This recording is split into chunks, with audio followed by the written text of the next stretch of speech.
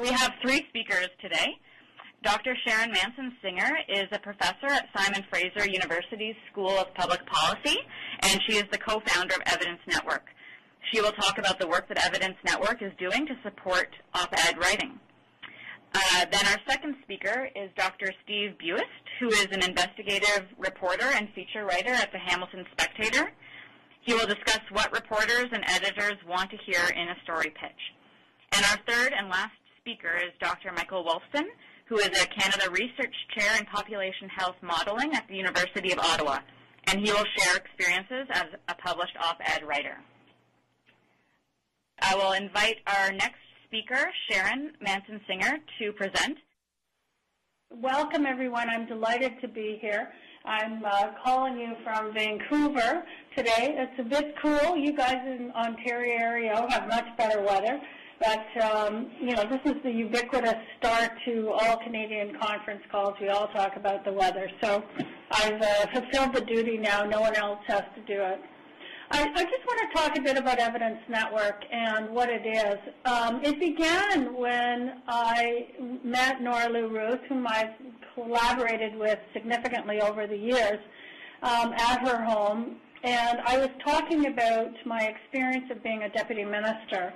And every morning I would arrive at precisely 7 a.m. and outside of my door was a small table specially purposed for this job, which was to hold the clips. And God forbid that the clips wouldn't be there at 7 a.m. when I arrived. And I said to her, for all of my academic background and everything else in government, what drives the agenda more than the evidence is what's presented on the front of the fold. And I said, over the years of being an evidence-based researcher, teacher, professor, policymaker, and policy advisor, I struggled with the fact that evidence was not always listened to or responded to. We have plenty of evidence on a number of health issues that doesn't get the resonance that it should, and certainly hasn't had the policy background or policy initiative that it has. And so we began to talk about what we could do. So what we put together was EvidenceNetwork.ca. It took us a while. We got funding from CIHR and the Manitoba Health Council. We're very grateful for that.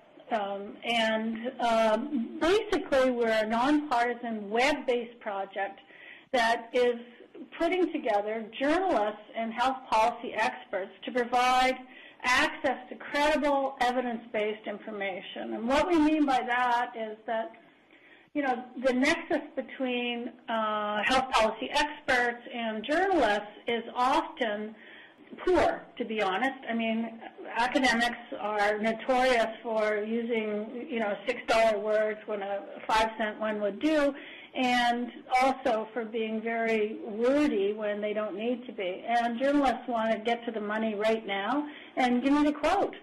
And so, the hookup has been difficult. So, we wanted to work both with journalists as well as with health experts to help make that connection more secure.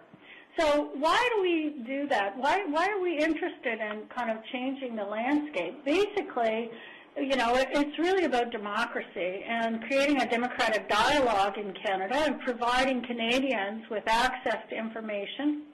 And in advance of the Canada Health Accord, one of the biggest events in this decade in terms of the refunding of the Canada Health Accord in 2014, we wanted to add to the discussion the evidence. I mean, what's out there?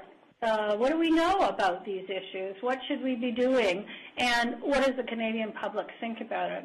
So the kind of issues that we were talking about were the 6 issues that were included in the original Canada Health Accord, and then we've recently added 3 others, so now we're dealing with 9.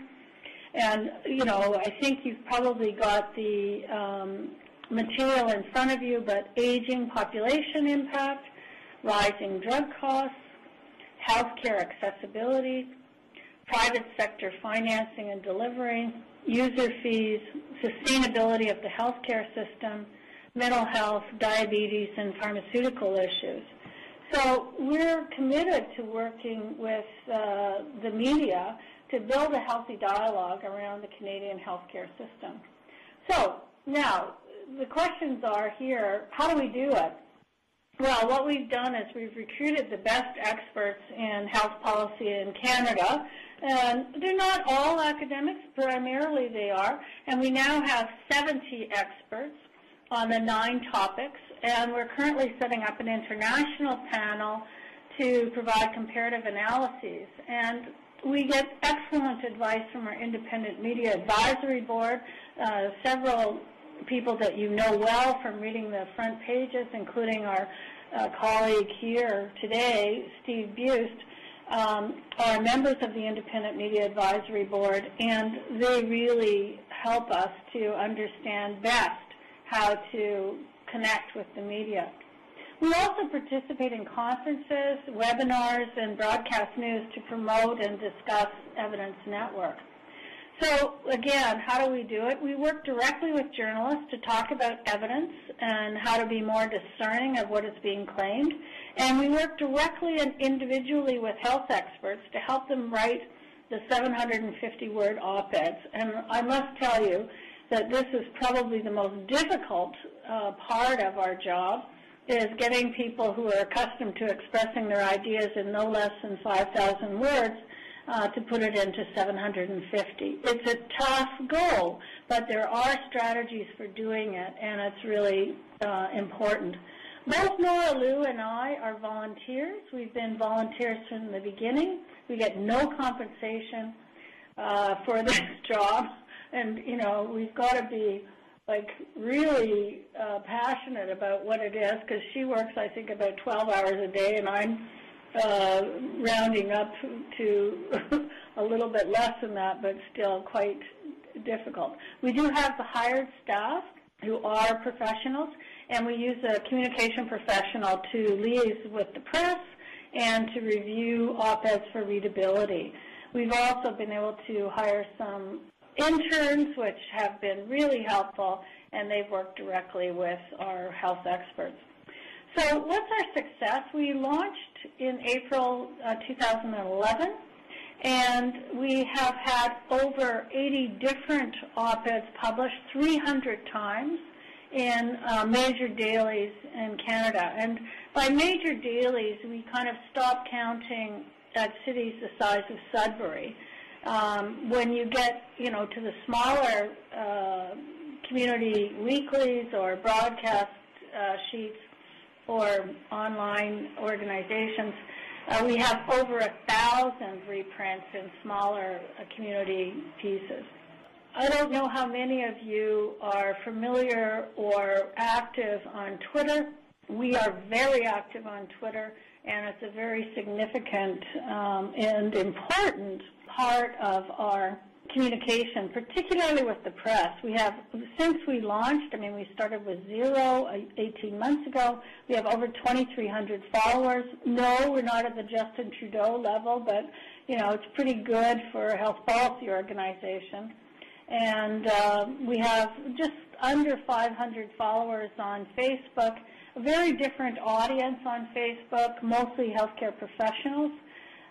We use LinkedIn, which is another media place, and it promotes our op-eds and start discussions. We also have a number of other groups that we use. We use Pinterest, we use Reddit, and Reddit has been driving a lot of the traffic to our organization in the last little while. Over 2,300 visits from last month that have come from Reddit, so it's really important. I think in terms of our success, we've been very successful. We're kind of an icon right now in the Canadian field. No one else has done anything like this before, and we are also been very successful in our relationships with the media, and we have several media relationships that are both direct and also some are contracted. We've built a relationship as well with a number of partners that are very important to us, and including CIHR, the Canadian Health Research Policy Organizations, and other, direct organizations, including media organizations like the Canadian Association of Journalists, and Steve and I were fortunate enough to present together there last April at their annual meeting, where he won a big award, I want you to all know, and as well with the Science Media Centre of Canada, which is directed towards promoting science and scientific evidence to the media. I think, one of the things that's been important about us, and particularly in terms of building a reputation, is that we have built our reputation on nonpartisan, expert advice that's reviewed, it's evidence-based, and it's peer-reviewed, and it's free. And so we make our work available, and certainly news media in Canada is very hungry for this kind of opportunity, as there are greater and greater changes within particularly the print media, where there's downsizing that's going on. The welcome approach is that, we provide this high-quality research evidence in, well-written, well-defined, evidence-based work that is free, and that really makes a big difference.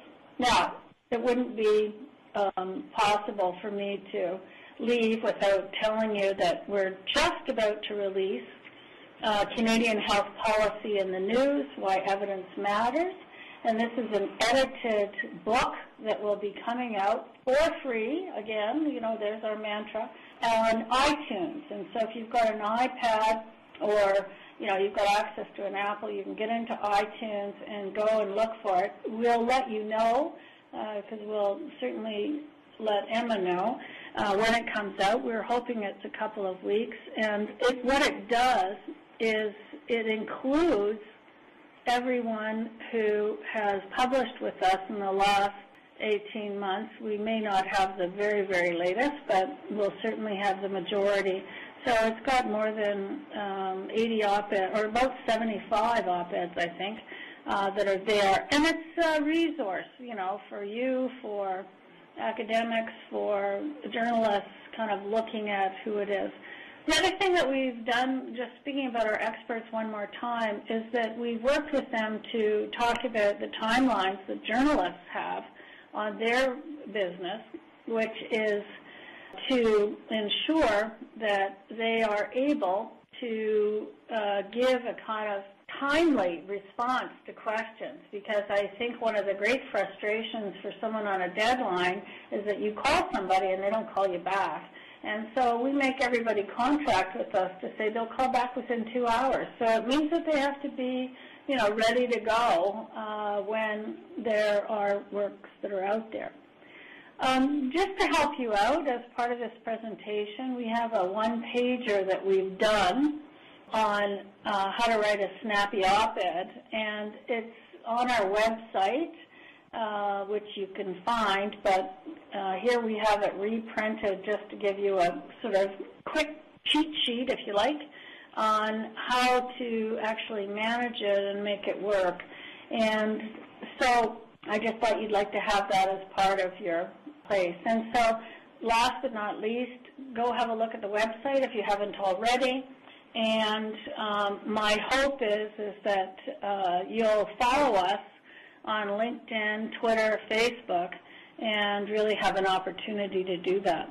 So I will turn it back over to Emma, who's going to introduce Steve, and I think that will be a really exciting presentation because I've heard him speak before, and he's snappy and good, and it should be fun. So there you go. And I'm going to say the same thing for Michael because I've heard him lots. So I think this is a good opportunity. Go ahead, Steve. I think it's your turn. Hello. Can everyone hear me? I hope so, because you're all muted, so I'm not going to know. My name's Steve Buist. I'm the investigations editor. I guess that's my technical term here at the Hamilton Spectator. I'm responsible mostly for doing large investigative projects and feature work here at the Spec. But I suppose, interestingly, my background's not actually in journalism. I actually have a Bachelor of Science degree, a human biology degree from the University of Guelph.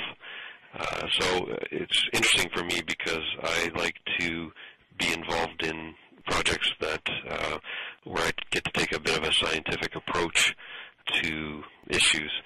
And it's also interesting because it allows me to sort of see the way that journalists approach news, particularly science news, and it's also interesting for me to see how academic researchers approach journalism and the way journalists do their job. So the first place to start is you have to have some sort of idea of what it is that you would like to write about. And I guess the first thing I would talk, before we even get into that, I guess the most difficult thing for an academic researcher is to try to come to grips with the gaps that they sometimes feel exist between themselves and journalists. And there are good reasons for why those gaps exist. By nature, scientists tend to be cautious people, which is reflected in the, methodologies of their studies, the statistics that they use. It's very rare that you see sort of wide sweeping statements made by scientists because of that caution. And the other problem that creates this gap is there's a difference in language. So scientists tend to use a very specific type of language, the language of science, and journalists, of course, tend to try to write in the more simpler of terms for their readership. And so sometimes you get these conflicts because the one side is trying to translate the language into the language of their side, and that can lead to sometimes some misunderstandings. And also, it's a very fair point that a lot of journalists, are not like me. They don't have scientific training. It's difficult for them to understand science, and it's difficult for them to then try to translate it into the common language. So, with all of that sort of taken into account, I guess what you need to do is try to decide, what your topic is going to be, and have a very clear idea of what it is that you want to discuss when you're writing. It's best if it's something that's quite topical at the moment. It's best if it's also not only topical but relevant to the readership. That doesn't mean that you can't also have an idea for an op-ed of something that's not in the news. Sometimes those make for quite interesting things. That's how things start to become part of the public consciousness. So in addition to having it be topical and relevant to a reader in general, it's best if it's also relevant to readers of the particular publication that you're looking for. So any newspaper, whether it's the Toronto Star or whether it's the Sudbury Star, they're interested in what's of interest to them locally. There's that old saying that all politics is local. It's the same in this case as well. You want to find ways that you can connect to that particular readership. So keep that in mind as you're pitching your idea, that you want to find those things that are relevant to that particular readership, whether it's statistics that are reflected in that particular city or region or province, but always keep that in mind. So what makes you of interest to the newspaper is obviously your expertise in that particular area. So don't undersell that. I mean, that's what puts you head and shoulders above any other person who might be wanting to submit a piece. You have some very specific expertise that allows you to provide a perspective that no one else might have. When you're making your pitch, it's no different than your story. You need to use plain language. As I say here, if you can't explain the pitch in easy to understand terms, an editor is going to be a little bit skeptical that you're going to be able to write your piece in easy to understand terms. That doesn't mean that you have to dumb it down to the lowest common denominator. It just means that you need to be able to explain it in sort of common language. So to summarize, you want to have a clear idea and use clear language to explain it. You want it to be topical. You want it to be of local interest, and you want to highlight that you have some particular expertise that makes you the sort of go-to candidate. Okay, next.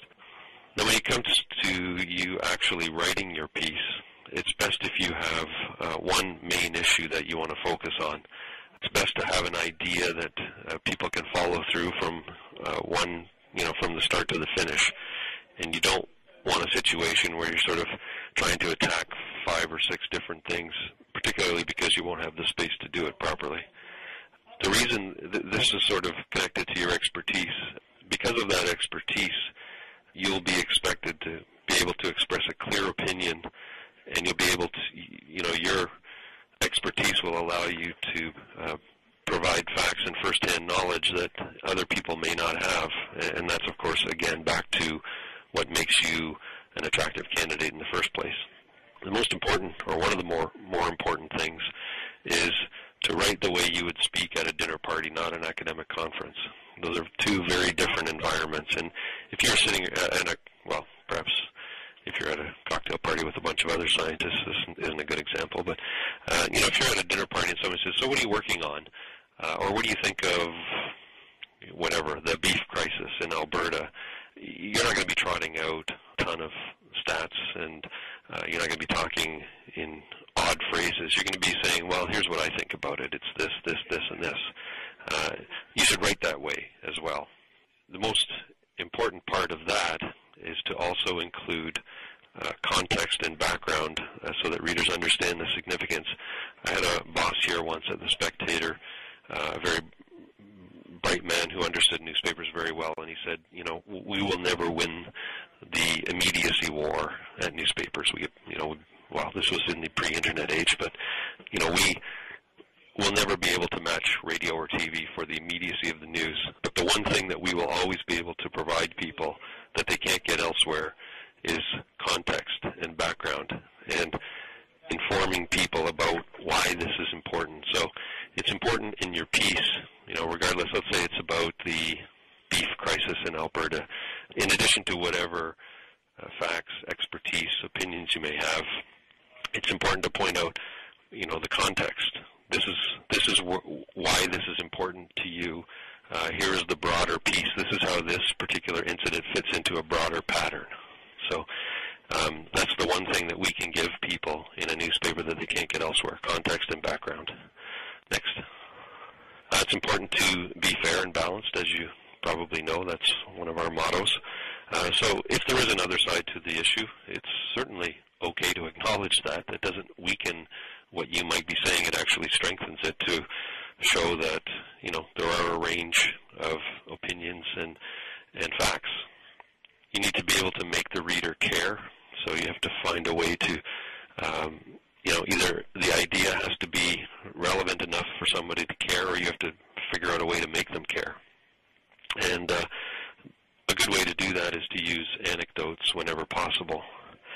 And if you do need to use technical language, I'm not suggesting that that's not allowed, but if you are going to use technical language, find ways to make it easy for the reader to understand. And analogies are a good way to do that. Next. Use an active voice. Avoid jargon, academic journalese, as I call it. Banish any sentence that would start it as hoped, or one would find it evident from the literature. Those are story killers. People are not interested in that type of language in their newspaper. This is just more of a technique. Mix up your sentence lengths and have a conclusion. The more direct and succinct, the better. And finally, in terms of length, 750 to 800 words, and it's best if you can stick to that. I'll tell you why. Because the less work the editor has to do, the happier the editor will be, and the happier the editor will be, the more likely he or she will be to either A, use your piece, or B, use other pieces that you submit in the future. And I can tell you this as someone who writes very long pieces. It's always better to do your own editing than to leave it for someone else to do. So I thought I would give you a couple of examples to give you an idea of what I would consider to be well-written op-ed pieces. Both of them, I chose two pieces that deal with climate change only because it would be a nice way to sort of look at the same subject from two different viewpoints. This one is written by James Hansen. He is a relatively celebrated NASA scientist. He was one of the sort of founding fathers of the whole climate change, bringing it to the public's consciousness type thing. And so this was a piece he wrote for the Washington Post earlier this summer. And so you can see the very first couple of paragraphs. It's written in a sort of, I'll let you read it. I don't need to read it word for word. But you can see that it's a nice, gentle, easy-to-follow introduction to the topic. It draws you in. It's written in sort of a plain, direct, folksy way. I'm not a big fan normally of the word I, but in an op-ed piece, I'm much more comfortable with that because that's why James Hansen is there. He's an expert. He is one of the leading experts, so it's okay for him to use the word I, but I would use it sparingly. But he's sort of, as you see here, he's painting this picture literally for you. Well, I guess not literally, figuratively. And you can see that he's using a mix of types of sentences, and then he has that sort of second short one, but I have a confession to make. I was too optimistic. These are, nice, easy to understand, grabs the reader. He tells you about his projections, and then he tells you that he failed, or that, he failed to fully explore.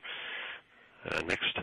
And here's an example of some analogies that he's used, so to try to get people to understand, what is really a very complex subject. And as you know, there's a lot of debate on either side, mostly those who are adamant that climate change is a human-made condition. But you can see here that he's used a very easy-to-understand analogy of what's going on by talking about dice and dice being painted different colors.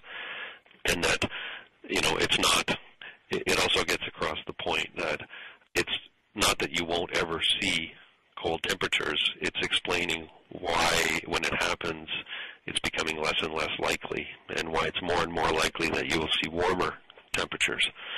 So you can see this nice analogy of the dice. Next. And again, a nice mix of, don't let that fool you, just a nice little short, sharp sentence.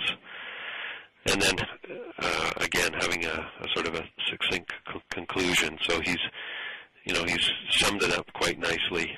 He sort of is looking forward with actions, being an active voice. It's a clear message without being a sort of overly alarmist type message.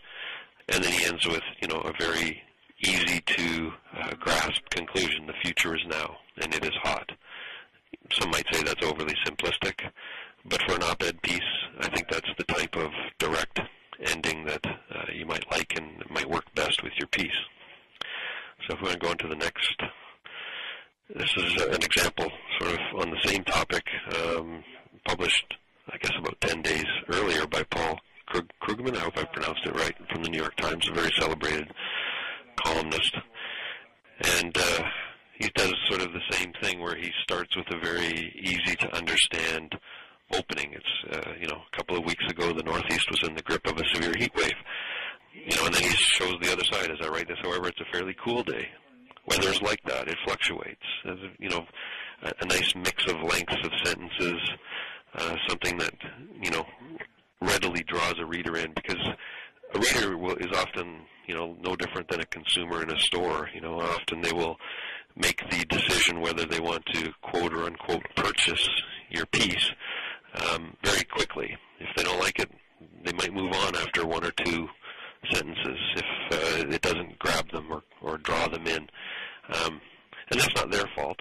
It's not the fault of anyone. But it shouldn't also be a challenge or a slog to get somebody to read through to the end of a piece. We're not punishing people by making them read a piece of an article in a newspaper. It's not giving them cod liver oil, whether they like it or not. And so, as you can see, as Paul goes on here with this banal observation, and so he, sort of lays out the framework there in that second paragraph, and explains why it's an important issue to people, sort of that context here. Next. And again, he, uses analogies, and he also sort of uses the dice analogy. except he does it in a slightly different way. And he actually references Dr. Hansen, James Hansen, that was the first op-ed piece that we saw. And so, in here he uses some numbers, but not a lot, 9 out of the 10 hottest years. So you want your numbers to be sort of simple and easy to understand. Wherever possible, round off your numbers. You don't want to put roadblocks in front of readers. Instead of saying, 59.1%, unless there's a real absolutely important reason for using 59.1%, just say, about 60%, or 6 in 10, or 3 in 5. Find easy numbers there that don't cause the reader to trip up as they try to process the numbers in your story. So again, we see you can read on with the analogies here, and again, some very simple to understand concepts. Next. And finally, he has a conclusion, and again, it's sort of, asks questions. That's another technique that you can use with an answer. History isn't encouraging, another short, punchy sentence. And, he sort of goes on, and the public is all too likely to lose interest the next time the die come up, white or blue. So he sort of works back to that analogy he had used earlier in the piece. And again, he has sort of a very sort of straightforward, easy-to-grasp conclusion. And it ends with a three-word sentence. It's happening now. So, next. I think that's it for me. So thank you very much, everyone. Go for it, Michael. You're all set. So I'm going to go to the next slide that says the basic choices and tasks, slide 37. In any case, I'll assume you are. And thank you very much for the chance to add a bit to this discussion. I think Steve has done a wonderful job of explaining what the parameters are for writing op-ed. I had never written an op-ed in my life before the beginning of this year, and partly it was because as a public servant in my previous life, I wasn't supposed to.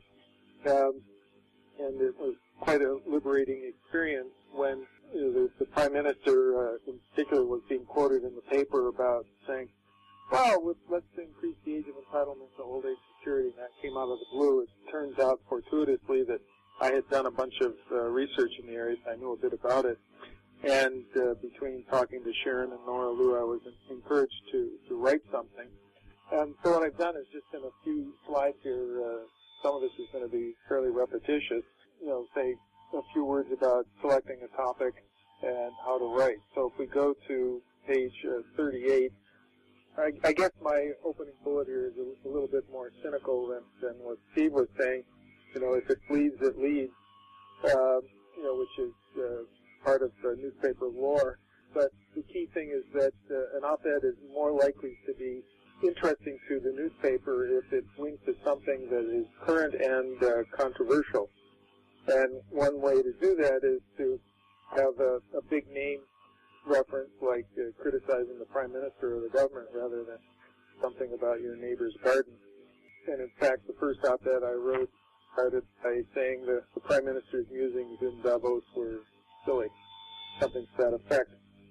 Another thing that, in my experience, is very important for the news media is, even if it isn't new, somehow there has to be a way for them to see what you want to tell as being new, as in newsworthy.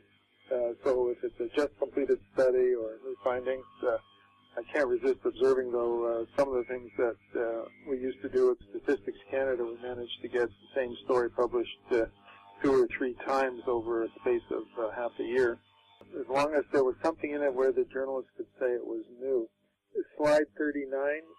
This idea of being grounded is similar to what Steve said about, things that are local are better, and certainly our experience when I was at StatCan is when you had small area as opposed to national data, it was always much more readily picked up by the media. But if you're talking about a national topic like aging, it's pretty hard to make it local, but it's something that everybody experiences in their daily lives, or either personally or in terms of their families or relatives. And notwithstanding the fact that I'm a great lover of lots of numbers and detailed statistical analysis, it's clear that you have to keep the quantitative stuff very simple. So I'm now going to how to write, slide 40, and Steve has already given some illustrations, but it's a good thing to do is to read other op-eds and notice their style, so you get a feeling for length and rhythm and lengths of sentences and paragraphs and things like that.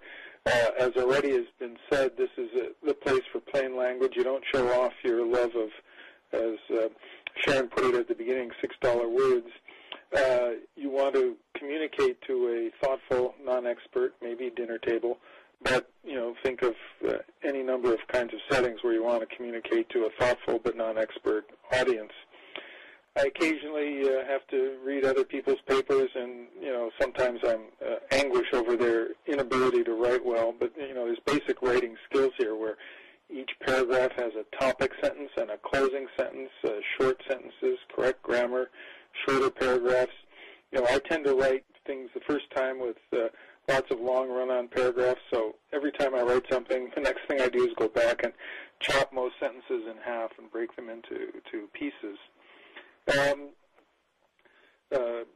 Page 41, aim for being punchy. It's nice to be witty if you can be, with quotable quotes and zingers, but at least I guess given my previous life, one wants to be careful that things cannot be easily taken out of context.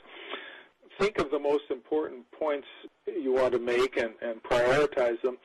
And again, as Steve said, it's I put it a little differently. My understanding from ages ago is that newspaper articles are written so that if you stop 1/3 of the way through or 2/3 of the way through, you get most of the gist. So that the way, unlike a journal article where the punchline you have to go all the way to the conclusions unless you read the abstract, here what you want to do is put your key points up front and gradually elaborate them.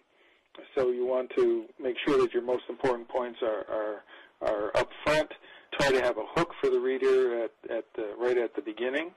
Then on slide 42, you then gradually elaborate, whether we call this the dance of the seven veils or peeling the onion, so that for each subsequent paragraph you elaborate, but on the assumption that the reader can stop at any point, and you'd like to get as much information across, the most important information across earlier rather than later. But assuming that somebody does read all the way to the end, it's always good to end with a punchy sentence, and we saw a couple of examples that Steve just gave us. And as far as getting published, I have to express my tremendous thanks for the Evidence Network, and particularly Kathleen O'Grady, with whom I worked. She's one of the people associated, and she read through my drafts and helped me with things that were obscure or arcane, and you've got to banish those things from your prose. On the point about expertise, I think in my case, there was just a couple sentences at the bottom that explained what it was. In terms of having to deal with the editor, maybe I was just lucky, but it turned out I wrote 3 op-eds all about aging and OAS and things like that. And they all went in verbatim. The editor didn't change them at all of the newspaper. So I don't know if that's typical or not, but that was, to the extent it worked that way, it's certainly, I have to express appreciation to Kathleen. And finally, let me just say that, I know these things had impact because I've subsequently was invited to participate in one of the CBC radio programs, The Current, with Anna Maria Tremonti, so I spent a half an hour talking about this stuff, and I was invited to testify before the Finance Committee of the House of Commons about some of the material I'd put in these op-eds. So I guess if you're topical and you're making an important point that at least 1 or 2 political parties or other journalists are interested in, be prepared for some follow-up. So let me pause there. I think, just to follow up with your question around if that's typical, part of what the strength of Evidence Network has been is that, we get things in a way that are pretty much ready to go. And, it's thanks to people like our professional staff, Kathleen O'Grady in particular, but also to the advice of our Media Advisory Board, Independent Media Advisory Board, who really helped. So I think what we want to do now is go to questions. Okay. There has been a question that was entered on Bridget. Someone is asking if Canadian organizations submit op-eds directly to you for consideration or posting. So can Canadian organizations? No. Our health experts are all peer-reviewed, and they go through a fairly rigorous process of being, looked at, as well as ensuring that the quality and standards that Evidence Network has are completed. We do have partnerships with organizations, and we'll help promote their work as they help promote our work, and I think I've mentioned a few of them. So, if you think your organization might like to have a longer-term relationship with Evidence Network, then please get in touch with us. And or if you have particular experts within your organization, get in touch with us again, and we can have a discussion about whether or not we can move forward. But I must say we've been quite rigorous. I mean, as I said, we've just added 30 new experts this year, so we have 70. We're adding another 40 or so international experts. But these are, within the international expert group, they've all been scholars and internationally renowned scholars from around the world. And that's really what we think catches the attention of the media, if they can do as Michael has done, which is write well and cogently. And, as Steve has already said, we got to hook the editor that this is going to be something that's interesting. Just to clarify, could you please, thank you for your presentations, they've been really good. So just to clarify, if we are interested in writing an op-ed, we have to contact the newspaper editor first to see if there is an interest in our piece, and then start the process?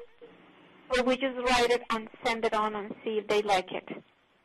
I suppose it is best to contact the newspaper first. It's usually fairly simple to familiarize yourself with who needs to be, contacted. I guess the reason I would suggest you do some preliminary contact is unless you're planning on submitting your piece to a wide variety of news outlets or newspapers, you might not want to waste your time until you find out if there's some interest on the other side. I mean, you're certainly free to write it and submit it. Editors are no different than anyone else. They'll take the path of least resistance. If it's something that's right there in front of them, it might grab their attention. But it might also help to sort of have a chat with them first to see if there's A, any interest, and B, just exactly what it is they might be looking for from you. Oh, thank you. That sounds great. And a related question that we received online, Steve, directed at you, is any tips on how to warm up an editor? I guess, if you follow some of the tips that you've seen today in terms of, what it is that appeals to the newspaper and to the readership, that'll go a long way to helping you. I mean, you can warm them up by, just sort of speaking to them in their language, not your language, and, trying to impress upon, if you can give somebody a pretty good sense of why it's an important issue and why your voice should be heard, that in and of itself should be fairly persuasive. Okay, good. Any other questions from others on the phone? It's Cindy Moser at the Institute for Work and Health. I just have a question about approaching more than one newspaper at once. Like you mentioned blanketing. Like if someone accepts one, like say the Globe, does that mean you don't send it somewhere else until you see if one wants it? Let me respond to that, and then, Steve, I'd like you to chime in. Here's our experience. Basically, you can pitch to the news media organizations that have, like CanWest, et cetera, and they have multiple papers. They may choose to publish it in several of their papers. Troy Media has a number of outlets that they pitch to, and so you can get reprinted in a number of them. The Ottawa Citizen likes exclusives, and so they're a bit of a pain, if I may say so, because in fact, they don't, if they see something, they want to have it all on their own. They don't want anybody else to publish it. However, they take a long time to respond, and it's a problem because, in fact, most of the things that we pitch are very timely, and, they're responding to something that's in the news, because we normally have several op-eds in the pike, and, we're picking and choosing the timing.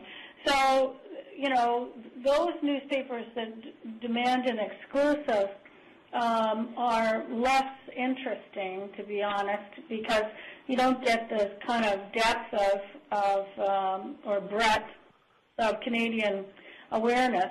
What I can say, though, is that, we've had, with the major dailies, really good response from most, and in particular the Toronto Star, National Post, Vancouver Sun, the Edmonton Herald, Edmonton Journal, Calgary Herald, and the Montreal Gazette. We're publishing in La Presse, parce we do it in French, of course, and so that's really useful. And I know this has been a unilingual presentation, but our work is aussi en français, oui?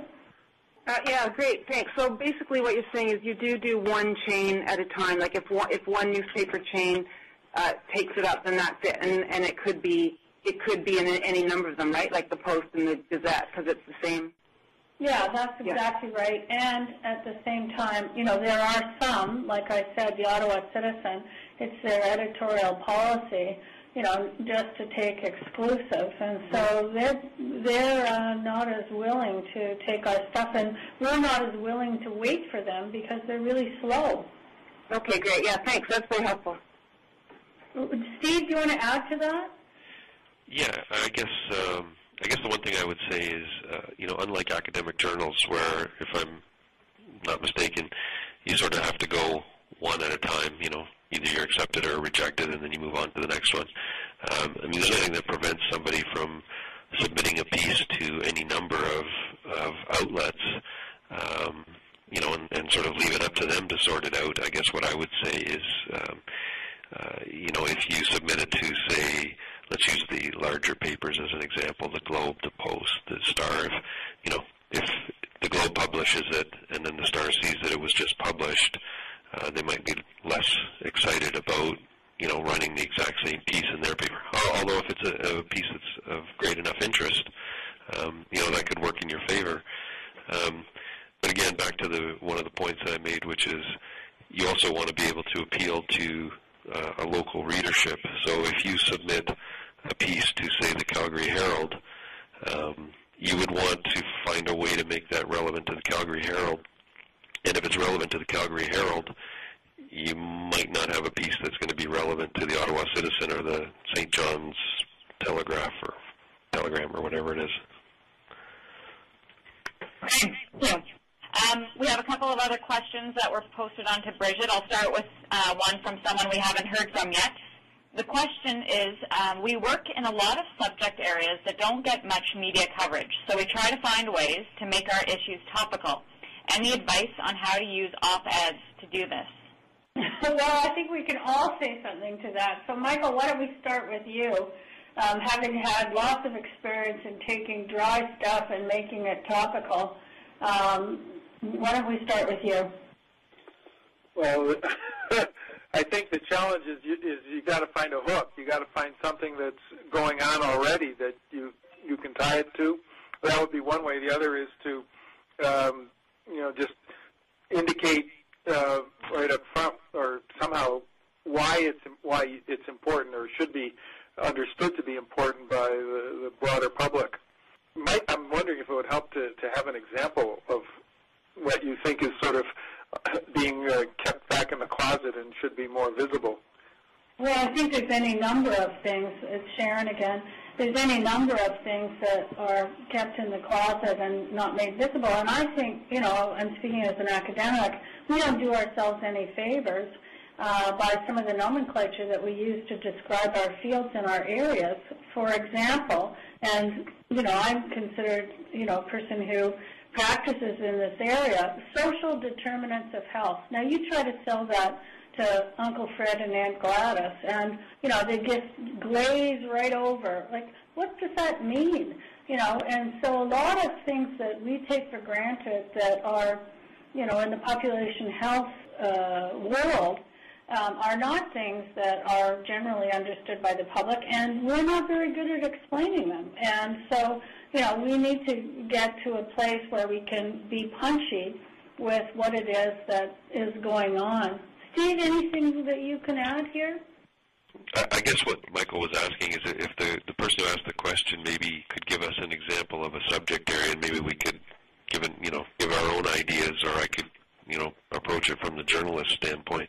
But I guess what I would add is if you keep in mind the types of things that readers are most interested in. So if you're talking about a subject area that may not be getting a lot of coverage, always find there's 3 or 4 things that people are always most interested in. So if you can find ways to sort of touch those buttons, you'll have a better chance of success. So in sort of in descending order of importance, whenever I'm doing investigative pieces, I always consider money, health, people's safety, and the environment sort of in that order. If you have pieces that can somehow, where you can explain to people the relevance, and it has to do with their money, their health, their environment, and their personal safety, then you're more likely to get noticed. If I could come back, if we're talking about left toe disease, there may not be any hope. But on the other hand, to come to social determinants, recently ISIS and the Ontario Public Health Agency published this 7 more years thing, which got huge press coverage, and that was about social determinants, but it was presented and based on a new analysis, so it was topical, and presented in a way that sort of hit people like the proverbial 2x4 between the eyes. So we did hear back from the person that asked the question that the areas they're working on is in the social determinants of health, and more specifically, health impacts of unstable employment. Well, that the unstable employment, we still have a high unemployment rate, so that's got to be topical, and a lot of people experience that sort of thing. So, presumably some lead-in that ties it to the current unemployment rate, the persistence of it, and the fact that an awful lot of people are having to sort of move in and out of the labor market before they can get, they're at the fringes before they can get in on a more ongoing basis in the current economic climate. That would seem to me to be quite a topical hook, and then to say, by the way, this isn't just hitting them in the pocketbook, it's hitting them in their health. We just heard, we received a comment that Greg offered, is that he tries to get his 70-year-old mother to review his pieces, and she always has helpful comments, although maybe he should, should there be a consideration of the gender gap and people in their 20s. I don't know if anyone has any comments about, who you should get to look at your work, and if you think, the demographics of the reader makes a big difference. It probably wouldn't be a good thing for me to say that a 70-year-old woman is probably our average reader. But, I mean, it is worth noting that newspaper readers tend to be older than the general demographic, and that is a problem for us. So you might want to be thinking also about what media you use to get your message out.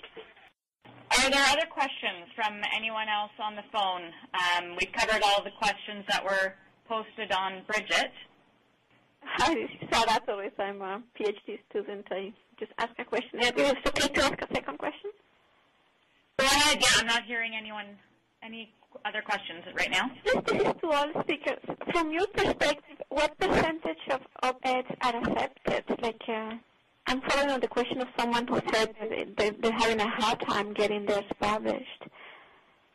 Is it because we don't know how to do it that they are rejected, or is it because you have to have a certain percentage that are only accepted?